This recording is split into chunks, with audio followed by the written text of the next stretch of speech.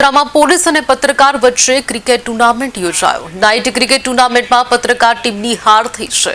Range IG R V Ansari man of the match રહ્યા છે।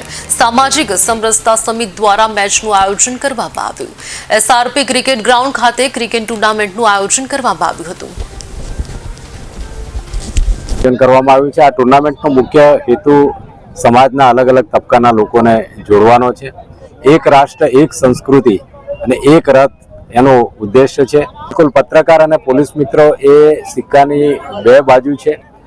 સામાજિક લેવલ ઉપર પત્રકારોનું યોગદાન એ ખૂબ જ મહત્વનું છે, કેમ કે સમાજની અંદર બનતી તમામ નાની મોટી ઘટનાઓથી જો સમાજને કોઈ વાકેફ કરાવતો હોય તો ઇલેક્ટ્રોનિક મીડિયા અને પ્રિન્ટ મીડિયા છે। પોલીસ વિભાગ પણ સમાજ સાથે જોડાયેલો છે અને દરેક વસ્તુ પોલીસ સાથે સંકળાયેલી છે। લોકોની સલામતી હોય, સુરક્ષા હોય કે એમની કોઈ પણ જરૂરિયાતો હોય, પોલીસ સૌથી પહેલા આવે છે। પોલીસની સારી કામગીરી સમાજ સુધી પહોંચે એ સાથે પોલીસે શું રિફોર્મ્સ કરવા જોઈએ, પોલીસે કઈ રીતે કાર્ય અને જે સમાજની અંદર નાની મોટી જે સમસ્યા હોય એ સમસ્યાઓ પણ પત્રકાર મિત્રો એ પોલીસ સુધી પહોંચાડવામાં ખૂબ જ મદદરૂપ બનતા હોય છે। આમ પોલીસ અને પત્રકારો વચ્ચેનો જે સેતુ છે એ ખૂબ જ જરૂરી છે અને એ સેતુ હંમેશા જળવાઈ રહે એ માટે મારું માનવું છે કે નાની નાની સ્પોર્ટ્સ એક્ટિવિટી હંમેશા થવી જોઈએ।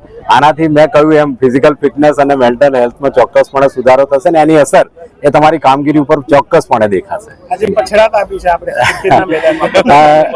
કોઈ પણ રમત હોય, હાર અને જીત એ એના બે સિક્કાની બાજુઓ છે, પણ તમે બંને વસ્તુમાંથી શું શીખો છો એ સૌથી મહત્વની વસ્તુ છે। હારવું કે જીતવું એ તો જીવનમાં બનતું હોય છે, ક્યારેક કોઈ હારે છે, કોઈ જીતે છે, પણ એ બંને વસ્તુ આપણને જીવનની અંદર એક પોઝિટિવ વસ્તુ શીખવાડે છે અને પોઝિટિવ વસ્તુઓ લઈને જ હંમેશા આપણે આગળ વધવું જોઈએ। તો ચોક્કસપણે આપણે દરેક વસ્તુનો આનંદ લઈ શકીએ।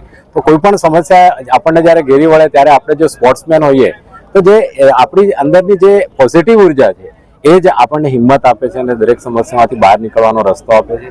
અને હાર હંમેશા વ્યક્તિને આગળ વધવા માટે પ્રેરિત કરે છે, ઉત્તેજિત કરે છે અને એને જે કંઈ પ્રાપ્ત કર્યું છે એ જાળવી રાખવા માટે હંમેશા પ્રયત્નશીલ બનવા માટેની એને હંમેશા એ સ્પોર્ટ્સ એ એક પ્રકારની ઉર્જા પૂરી પાડે છે।